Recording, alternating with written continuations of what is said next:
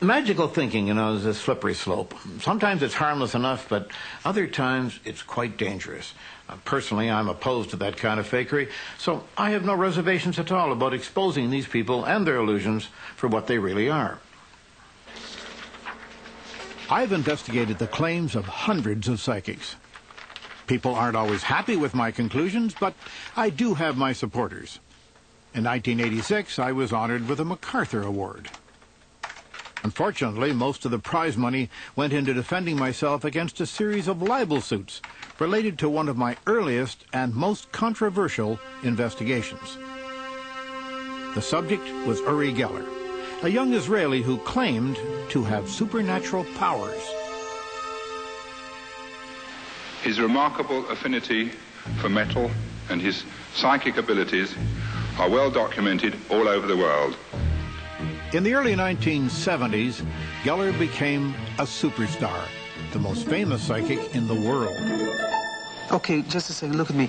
Visualize everything that you drew once more. He claimed to read people's minds.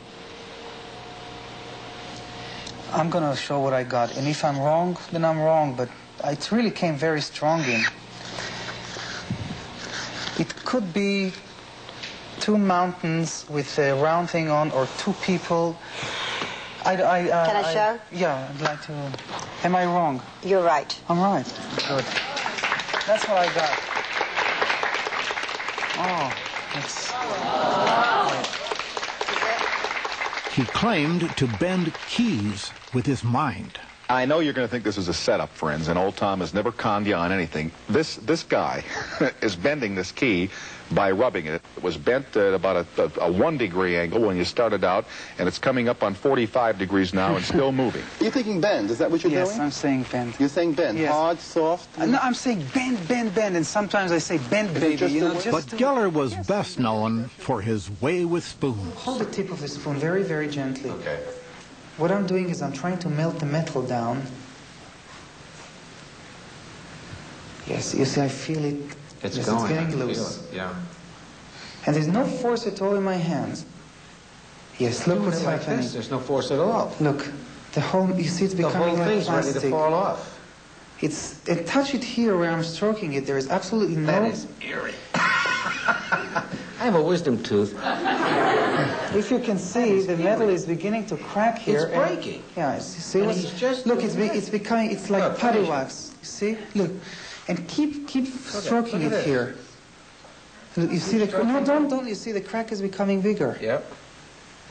I melt the metal down, so Ow. I want it to bend. I just say bend. Yeah, you melted it. You see? Now, wait a minute. Keep stroking your keys more. And people at home, want your watches to start working, or if there is a radio that is broken, want it to start working. Television broken, just wanted all those broken things. Now, What Geller was saying, effectively, was that wanting things could make them so. I felt that claim had to be challenged. The media, even some scientists, were taking the Geller phenomena seriously. So I decided to show, for starters, that I could at least duplicate these effects using trickery. Now, a key can be displayed in such a way that it looks like it's bending. For example, just by stroking it, you'd swear that it's bending right up before your eyes. Magicians call this process ratcheting.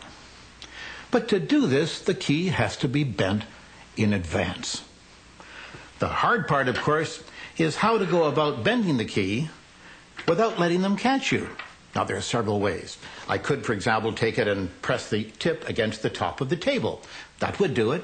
Or, in shifting my chair backwards or forwards, as I just did, I could have taken it and dropped it below the level of the table and pressed the tip on the chair I'm sitting on, which is exactly what I just did. Did I fool you? Mentalists have been duplicating hidden drawings for years. If Mr. Geller had chosen to use trickery, he could have used any of a number of techniques. One favorite involves turning your back and covering your eyes while the drawing is being made. Now, I've always wondered why you would cover your eyes while your back is turned.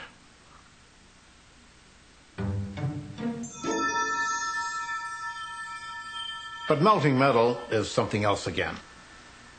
It's done something like this. And it gets soft. So I say to it, bend, bend, bend, and it bends. Of course, it does take a little preparation. In fact, it takes a lot of preparation.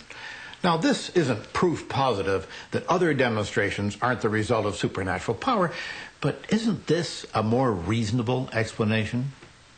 And then, of course, there was Mr. Geller's appearance on The Tonight Show. I got a call after they booked him to appear.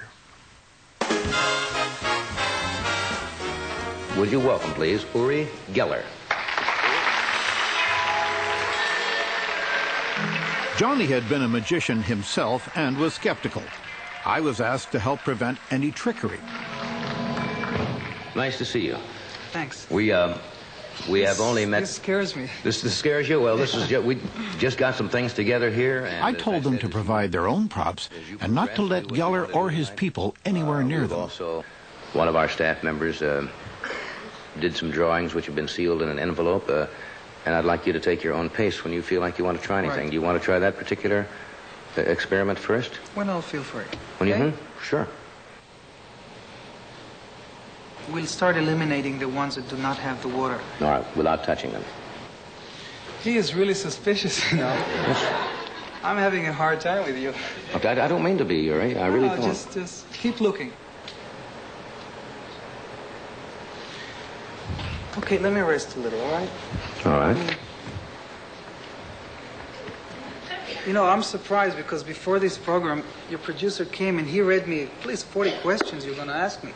Well, I can ask you all kinds of questions if you'd like. If you'd like me to ask you questions. I have to have time, and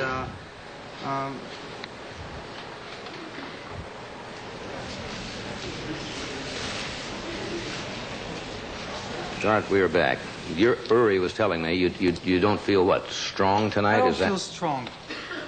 It's not all tonight. Right now, I'm feeling being pressed, and then I can't. Well, I'm not trying to press you. I really not. No, you're only telling me, well, will you try that or that or that? Well, I thought that was the idea of. No, I'm not trying to put you down. Much to my surprise, the Tonight Show episode didn't have much effect on Uri Geller's career. Neither did the book that I wrote about him. But eventually, his star faded. Why people are so drawn to the irrational is something that has always puzzled me. I want to be, if I can, as sure of the world, the real world around me, as is possible. Now, you can only attain that to a certain degree, but I want the greatest degree of control. I've never involved myself in narcotics of any kind. I don't smoke. I don't drink, because that can easily just fuzz the edges of my rationality, fuzz the edges of my reasoning powers, and I want to be as aware as I possibly can. That means giving up a lot of fantasies that might be comforting in some ways, but I'm willing to give that up in order to live in an actually real world, as close as I can get to it.